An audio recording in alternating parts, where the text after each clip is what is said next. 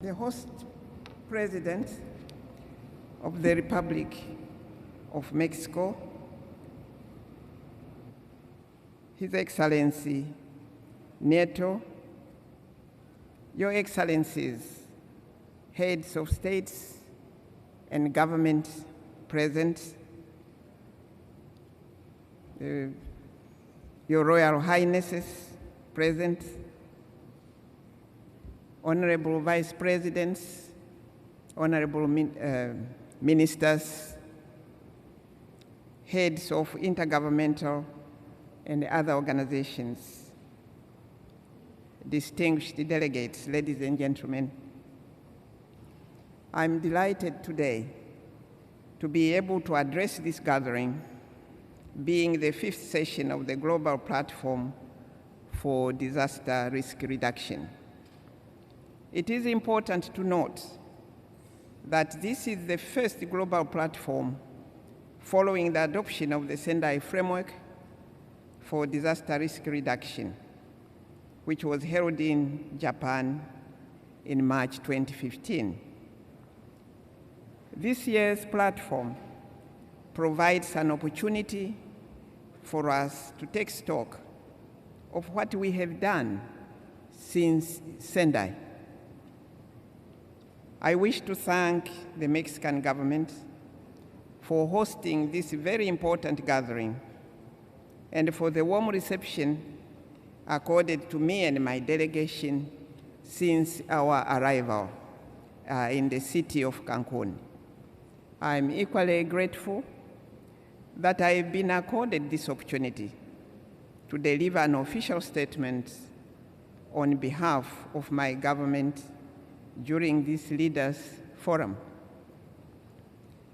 Your Excellencies, distinguished guests, let me hasten to say that Zambia is exposed to a variety of hazards, which when combined with vulnerability can lead to serious disasters. Among these are drought, floods, pest infestations, epidemics, both human and animal, hailstorms, and landslides. Zambia also experiences man-made hazards such as fires, transport, and industrial accidents.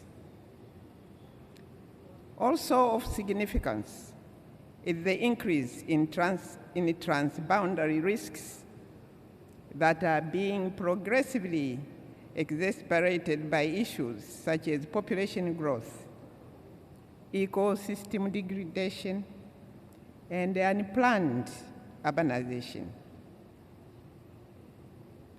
This, coupled with poverty and unsustainable land use management, has worsened the current situation, thereby reducing the coping capacity and the resilience of our communities. According to recent studies, my country has experienced a gross domestic product, GDP, loss of about United States dollars 5 billion over a 10 to 20 year period, 1991 to 2011, due to negative economic impacts of climate change. Climate change and the variability has equally made it more difficult to predict the behavior of hazards. In view of this, the need to enhance the integrated disaster risk management has become necessary and urgent if Zambia is to protect its citizens and assets from the adverse effects of disaster risks.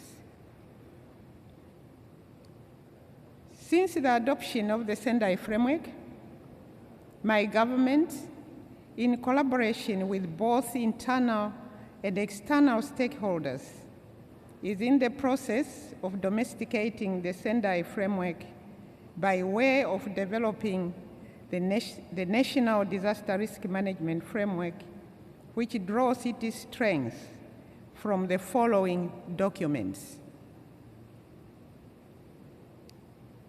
A, the Sendai Framework for Disaster Risk Reduction, the Disaster Management Act number 13 of 2010 of the laws of Zambia, Zambia's revised National Disaster Management Policy, and its operational manual of 2015, the Africa Program of Action for the Implementation of the Sendai Framework 2015 to 2030, the Southern African Development Community SADC Disaster Preparedness and Response Strategy Fund 2016 to 2030, the Paris Agreement on Climate Change, the Sustainable Development Goals, and the 7th National Development Plan of Zambia, which will run from 2017 to 2021. So the domestication of the Sendai framework aligned to all these other platforms is essential for Zambia to reach the targets. Your Excellencies, distinguished delegates, the goal of the National Disaster Risk Management Framework is to prevent new and reduce existing disaster risks in the country through the implementation of integrated and inclusive economic, structural, legal, social, health, cultural, educational, environmental, technological, political, and institutional measures. With an integrated and inclusive approach, we aim to prevent and reduce hazard exposure and vulnerability to disasters, increase preparedness for response and recovery, and strengthen resilience. The framework outlines the guiding principles, priority areas, annual targets, outcome indicators, programs, and activities. In addition, the coordination and implementation arrangements, as well as resource mobilization mechanisms, have been well articulated in the framework. To facilitate the monitoring of the global targets and the indicators in the Sendai framework, as well as the national framework, my government is putting in place a disaster loss database to capture information relating to economic loss, affected people, damaged critical infrastructure, livelihood disruption, mortality, early warning systems, and investments in disaster risk management, just to mention a few. I am very confident that the national framework will be the driving instrument to substantially reduce disaster risk and losses in both the social and the economic sectors of our country.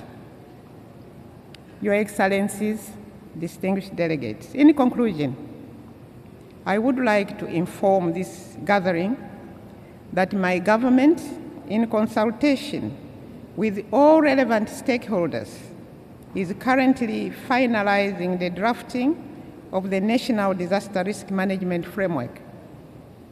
Permit me to emphasize that the successful implementation of this framework will demand concerted efforts by all stakeholders led by my government.